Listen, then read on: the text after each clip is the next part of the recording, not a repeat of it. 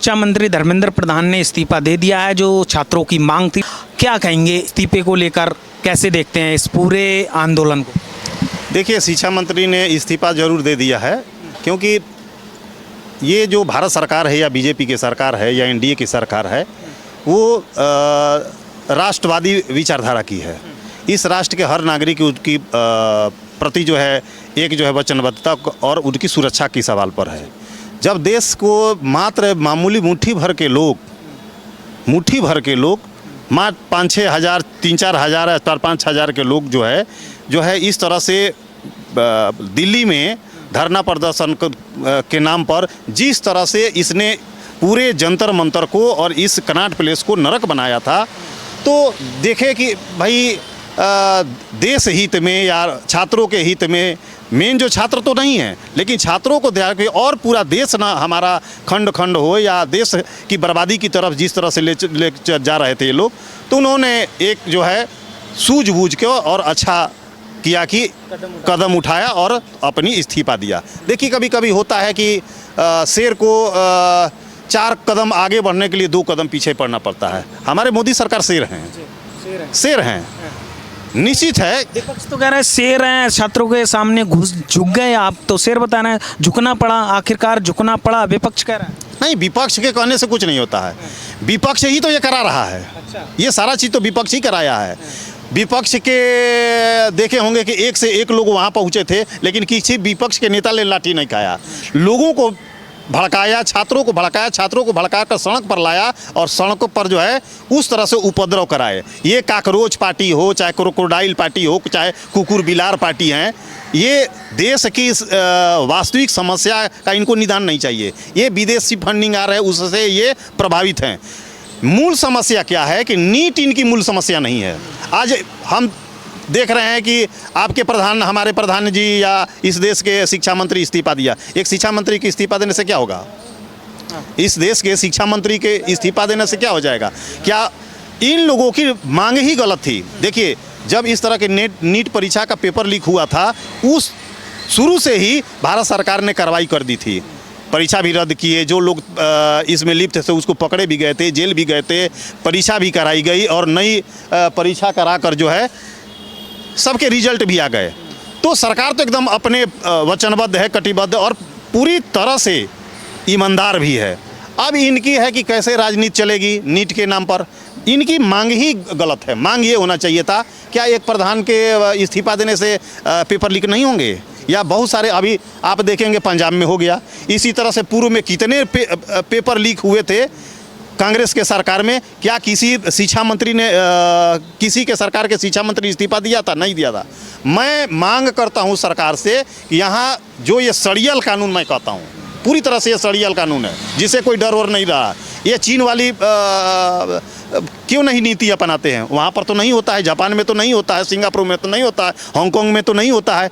वैसे जो है नियमावली यहाँ लाने की ज़रूरत है, कड़े कानून की लाने की ज़रूरत है। उनकी जो भी व्यक्ति करे, इस देश की नागरिकता समाप्त करने की। देखिए, छात्र के साथ अहित होता है, यह सवाल छात्र उठा रहे हैं या एक एक अभिभावक उठा रहा है, एक एक व्यक्ति उठा रहा है, यह जायज़ है, मांग उनकी जायज़ है। लेकिन जो जिस तरह से ये नंगापन इन्होंने किया है, अभद्रता किया है, गाली गलौज की भाषा इन्होंने दिया है, देश को गाली दिया है, आरएसएस को गाली दिया है, मोदी को गाली दिया। तो मोदी से लड़ो, लेकिन देश को गाली तो मत दो। वहाँ पर मैं तो अभी तक जानता था कि first gender, second gender, third gender ही होते हैं, लेकिन आप जंतर मंतर पर चले जाइए, पता जाए कि 4th जेंडर, 5th जेंडर और 6th जेंडर टाइप के वहाँ पर भी लोग हैं, जिसका छात्रों से कोई मतलब है। जो कोई छात्र भी नहीं है, उनके पहनावा को देखिए, उनके वेशभूषा के देखिए, उनके रहन सहन के, उनके ये जितने हैं ये गालीबाज हैं, ये छात्र नहीं हैं, ये पार्टी के कार्यकर्ता हैं, सपा के कार्यकर्ता हैं, कांग्रेस के कार्यकर्ता हैं, आपके कार्यकर्ता हैं। ये जो है, और ये दीप के जो है आपके ही इसके जो गुरु हैं वह मनीष सिसोदिया हैं, ये उनके ही है।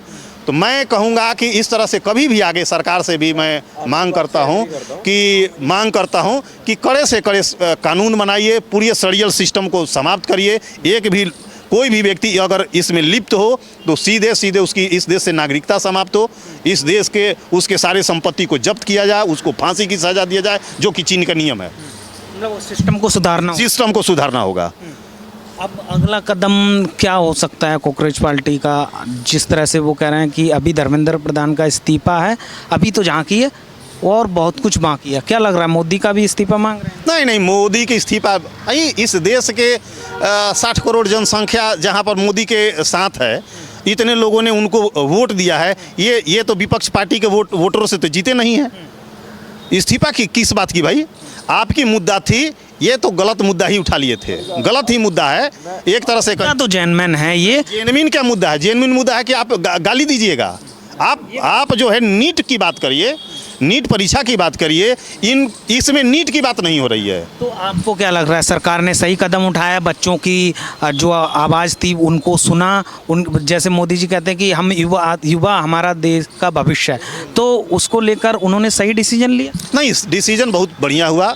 पूरे मंत्रिमंडल या देश के कोई भी इस तरह से अगर कार्यप्रणाली या गतिविधि, विदेशी गतिविधि को रोकना है तो तत्कालिक के प्रभाव मुझे अच्छा लगा, इस्तीफा दे दिए, बहुत अच्छा लगा।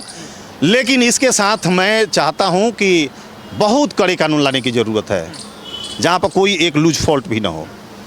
ये भी एक कोई लूज फॉल्ट ना हो। कुछ कह रहे हैं? हाँ जी, मैं भैया की बात से ना पूरा एग्री हूँ।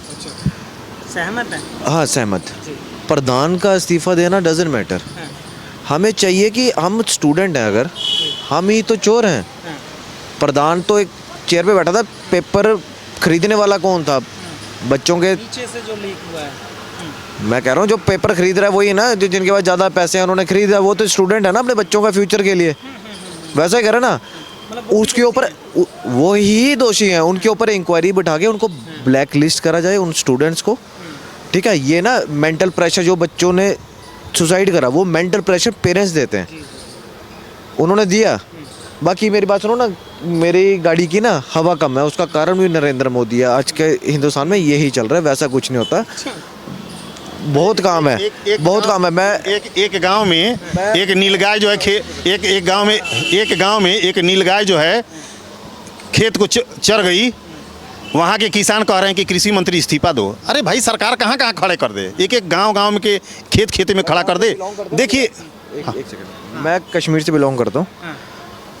14 के बाद ना मैं डोगरा ब्राह्मण हूँ, समझ रहे हो? अगर 14 में नरेंद्र मोदी नहीं होते तो हमें भी वहाँ से पूछ करते हैं, मतलब निकलना पड़ता। क्योंकि कांग्रेस ने क्या कर दिया, बर्मा, रोहिंग्या वहाँ पे पूरा घेर लिया था। उसके बाद ऐसा नहीं है वहाँ पे, मतलब कि सबसे प्लस पॉइंट और सबसे अच्छी बात नरेंद्र मोदी जी की पता क्या है? वो किसी धर्म के ऊपर नहीं चलते हैं, वो सबको साथ। अभी कश्मीर ये कह रहा है कि झुक गई सरकार छात्रों के सामने, क्या कहेंगे इसको लेकर? क्या झुकी गई, क्या सच में झुकी है? नहीं, झुकने के क्या मतलब, क्या दूसरा शिक्षा मंत्री नहीं बनेंगे क्या? दूसरे शिक्षा मंत्री बनेंगे ना। एक था कि भाई धर्मेंद्र प्रधान की इस्तीफा होनी चाहिए, इसके लिए पूरे भारत भर में तोड़ कराने से अच्छा है पूरे देश को बर्बाद। जिस तरह से ये काकरोच का काम ही क्या है, तोड़ फोड़ करना, पूरे घर को अंधेरे में रखना, अंधेरे में रहना और खाना। तो जिस तरह से ये बरगलाकर और फुसलाकर और जिस तरह से लोगों को बहला फुसलाना और जिस तरह से इन लोगों ने भड़काया है पूरे देश में, मैं देख रहा हूँ कि पूरे भारत में इस तरह से परिस्थिति ना आ जाए, तोड़ फोड़ ना है। अच्छा है, धर्मेंद्र प्रधान क्या होता है भाई? धर्मेंद्र प्रधान एक व्यक्ति है, देश से बड़ा कुछ भी नहीं होता। एक व्यक्ति के हटने से हमारा देश बच जा रहा है, पूरे हमारी सिस्टम सही हो रही है, या तोड़ फोड़ कहीं नहीं हो रहा है, या कहीं किसी जान माल के नुकसान नहीं होता। धर्मेंद्र प्रधान की इस्तीफा दिए, स्वागत योग है। क्या शिक्षा मंत्री दूसरा नहीं बनेंगे? क्या इससे पहले कोई शिक्षा मंत्री नहीं थे? वो सब बनेंगे। लेकिन जो असली चीज़ है कि जिस चीज़ के लिए ये नीट परीक्षा की बात हुई, नीट परीक्षा पर केंद्रित होनी चाहिए।